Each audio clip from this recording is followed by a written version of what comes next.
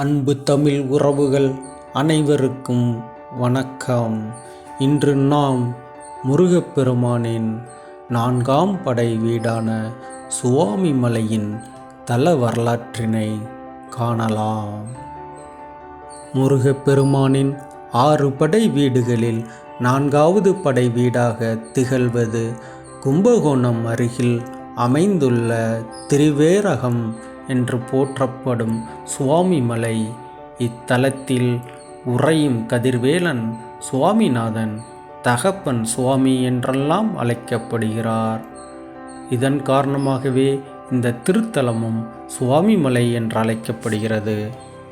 இங்கு மூலவர் சுவாமிநாதர், சுப்பையா, தாயார் வள்ளி, தெய்வானை, தலவிருட்சம் நெல்லிமரம், தீர்த்தம் வஜ்ர தீர்த்தம், குமாரதாரை தீர்த்தம், சரவண தீர்த்தம், நேத்திர குலம், பிரம்ம தீர்த்தம்.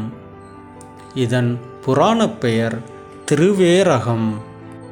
இத்தலத்தின் வரலாறு: படைப்பு தொழிலால் ஆணவம் கொண்ட பிரம்மன் கைலாயத்திற்கு வந்தபோது முருகனை சிறுவன்தானே என அலட்சியம் செய்தார். அவருக்கு பாடம் புகட்ட எண்ணிய முருகன் பிரம்மனிடம் ஓம் என்ற பிரணவ மந்திரத்தின் பொருள் தெரியுமா என்று கேட்கிறார். இக்கேள்விக்கு பிரம்மனால் பதில் சொல்ல முடியவில்லை. பிரணவத்தின் பொருள் தெரியாமல் திகைத்தார். அவரை தலையில் குட்டி சிறையில் அடைத்தார் முருகன். ஈசனே நேரில் வந்து கேட்டுக்கொண்டதால் பிரம்மனை முருகன் விடுதலை செய்தார். பிறகு சிவபெருமான் பிரணவத்தின் பொருள் உனக்கு தெரியுமா என்று முருகனிடம் கேட்டார். தெரியும் என்றார் முருகன். குருவாக இருந்து சிவபெருமானுக்கு மந்திர பொருள் உபதேசம் செய்தார். சிவபெருமான் இத்தலத்தில் சிஷ்யனாக அமர்ந்து முருகனிடம் பிரணவ உபதேசம் கேட்டார். சுவாமியாகிய சிவபெருமானுக்கே முருகன் குருநாதனாக ஆனார்.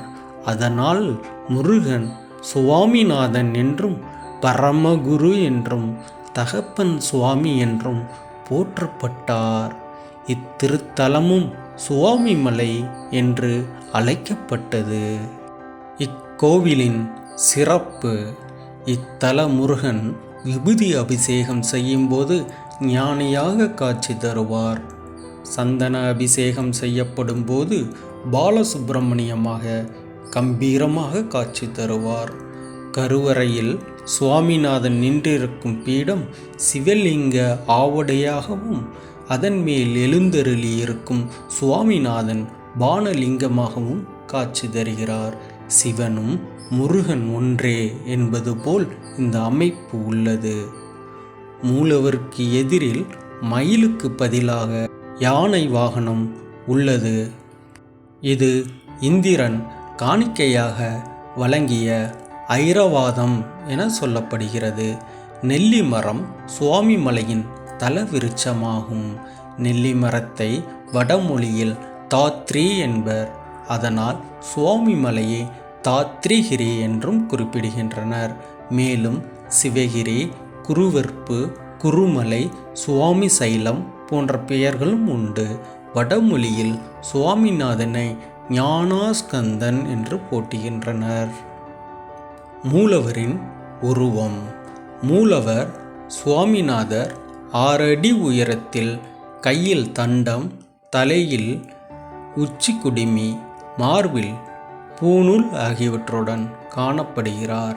முருகன் வலது கரத்தில் தண்டாயுதத்துடனும் இடது கையை தொடை மீது வைத்தபடி யோக நிலையிலுள்ள குருவாக நின்ற கோலத்தில் அருள் பாலிக்கிறார். இச்சாசக்தி, கிரியாசக்தி, ஞானசக்தி என 3 சக்திகளும் ஒருங்கே அமையப்பெற்ற வஜ்ரவேலுடன் காணப்படுகிறார். கிழக்கு நோக்கி நின்று திருவருள் பாலிக்கும் சுவாமிநாதனுக்கு தங்க கவசம், வைரவேல், தங்க சகஸ்ர நாம மாலை, இரத்தின கிரீடம் போன்ற பல்வேறு அணிகலன்கள் அணிவிக்கப்படுகின்றது. இத்தல அமைப்பு. சுவாமி மலை இயற்கையான மலை அன்று. ஏராளமான கருங்கற்களை கொண்டு கட்டப்பட்ட ஒரு மாடக் கோயில்தான் சுவாமி மலை. இங்கு 3வது பிராகாரம் மலையடிவாரத்தில் உள்ளது. 2ஆம் பிரகாரம் கட்டுமலையின் நடுப்பாகத்திலும் முதற் பிரகாரம் கட்டுமலையின் உச்சியில் சுவாமிநாத பெருமானை சுற்றியும் அமர்ந்துள்ளது. தெற்கு நோக்கிய ராஜகோபுரம் 5 நிலைகள் உடையது. பெரும்பாலும் பக்தர்கள் கிழக்குப்புற மொட்டை கோபுரத்தின் வழியாகவே திருக்கோயிலுக்குள் நுழைகின்றனர். நுழைந்தவுடன் வல்லப கணபதியின் தரிசனம் கிடைக்கிறது. மலைக்கோயிலின் கீழ்த்தளத்தில் மீனாட்சி அம்மன், சுந்தரேஸ்வரர், விநாயகர், சோமாஸ்கந்தர், விசுவநாதர், விஷாலாட்சி, தட்சிணாமூர்த்தி ஆகியோரின் சன்னதிகள் அமையப்பெற்றுள்ளன. சுவாமிநாதனை காண நாம் 60 படிகள் மேலே ஏறிச் செல்ல வேண்டும். 60 தமிழ் வருடங்களின் பெயர்களை தாங்கி நிற்கும் 60 படிகளும் 2 பகுதிகளாக அமைந்துள்ளன. மேலும் 60 படிகளும் தமிழ் வருடங்களின் தேவதைகள் சுவாமியை பிரார்த்தனை செய்து படிகளாக உள்ளதாக ஐதீகம். தமிழ் மற்றும் ஆங்கில புத்தாண்டு நாட்களில் இந்த படிகளுக்கு வஸ்திரம் சாற்றி தேங்காய் பழம் வைத்து பாடல் பாடி பூஜை நடத்தப்படுகிறது.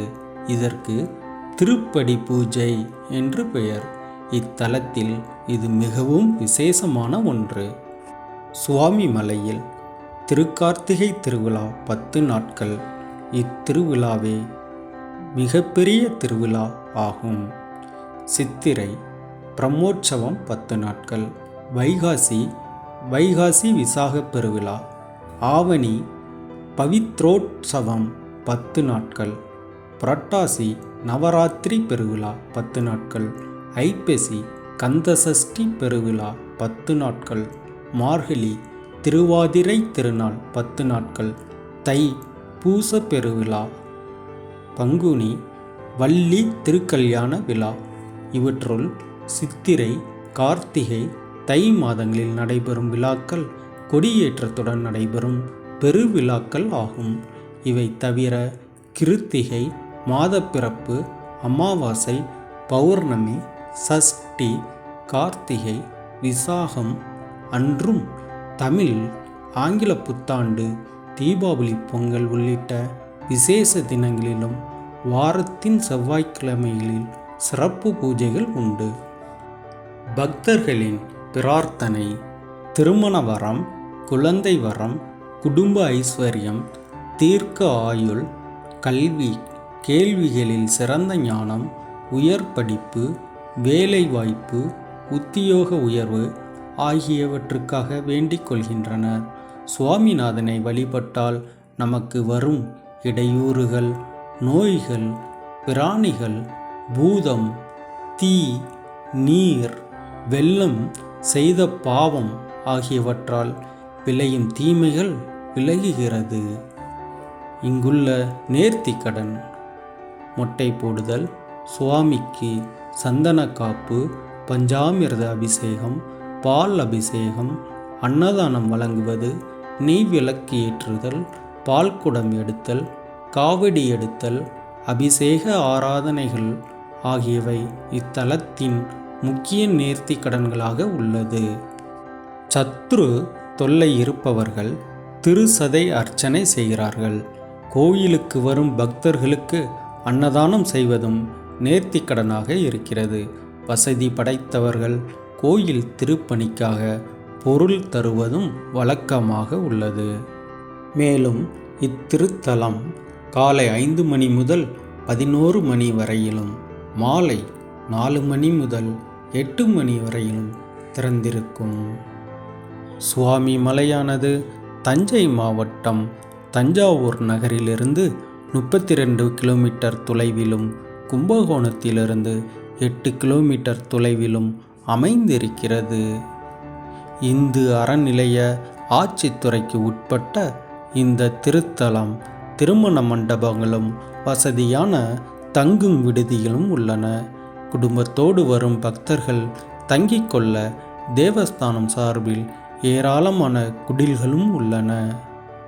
இத்தலத்தின் முகவரி அருள்மிகு சுவாமிநாத சுவாமி திருக்கோவில், சுவாமிமலை, தஞ்சாவூர் மாவட்டம்.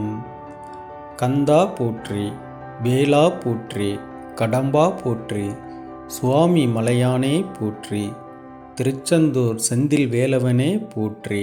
நன்றி, வணக்கம்.